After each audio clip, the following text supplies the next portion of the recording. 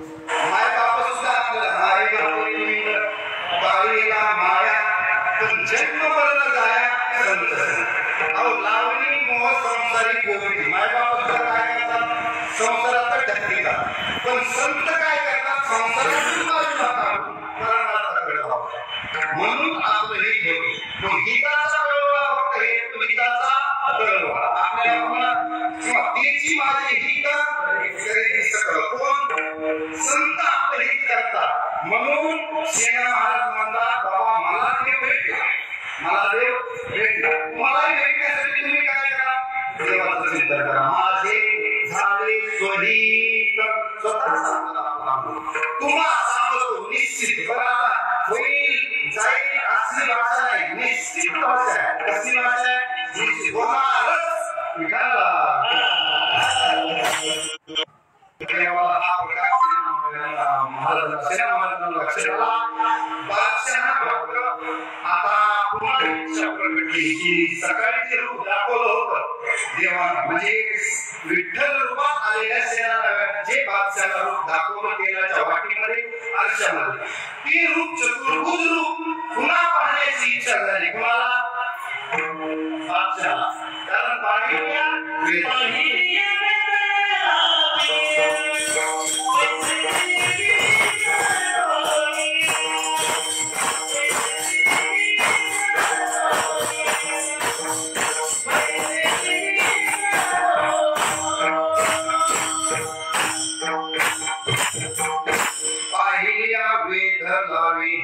पैसे जीवी जळून जीवाला लाचावले मन लागलीशे ओढे आणि जीवेला सोडायचे झाले बादशाला आता खाण्या पिण्यात मन लागत नव्हतं कुठल्याच कार्यात त्याचं मन लागत लावी समाजाचं काम तू केलंस माझा गौरव वाढला असे खरंय पण माझ्यासाठी तुला किती कष्ट घ्यावे लागले भक्ताच्या कैवारी कष्टलीस विठ्ठले भक्ताच्या कैवारी कष्टलीस विठ्ठले पुढे अंबरशीसाठी वा म्हणजे भक्ताच्या कैवारासाठी जसं गजेंद्रासाठी तू आम्हाला कष्ट केलेस तर आलास ना तसं तू आज माझ्यासाठी आलास आल्या बरोबर तू हे कामही केलं आता काय केलं एकदा परत मला तुझं दर्शन दे म्हणजे माझ्या जन्माचं सार्थक देवाला ती विनंती मान्य करावी लागली पुनश्च एकदा देवाला चतुर्भुज रूपाचं दर्शन दिलं आणि सेना महाराजांची भक्ती सेना महाराजांचं जीवन तुकामाने जन्मा आल्याचे सार्थक आणि विठ्ठलची एक देखलिया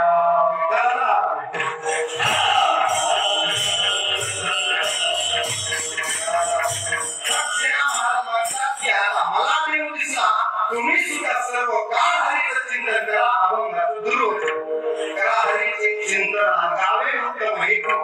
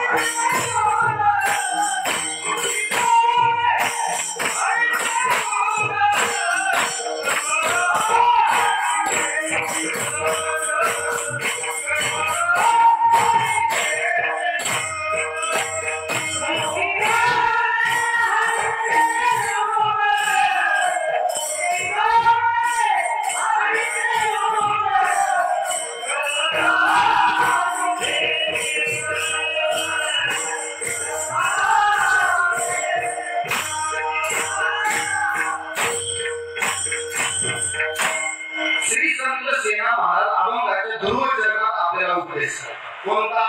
करा हरीचे चिंतन आणि गावे उत्तम गुण हरीचं चिंतन करा हरीचं गुणगान हरी नाम संकीर्तन हरिविना सौजन्य देणे काय म्हणजे सतत सततम कीर्तयन्तो मां असौजन्य वेदन्तस्य दृढवक्ता नमस्ते वाम भक्त्या नित्ययुक्ता उपासते सतु दीर्घकाल नैरंतरे सत्कार सेवितो दृढ होऊन म्हणजे दीर्घकाळ सतत किंवा देव म्हणतात तस्मात् सर्वेषु कालेषु मामं स्मरयुध्यच सर्व काळ हरीचं चिंतन केलं पाहिजे म्हणून करा हरीचे चिंतन गावे उत्तम हे गुण आणि हे केलं तरच माझे झाले सोहित तुम्हा सांगतो निश्चित विठ्ठल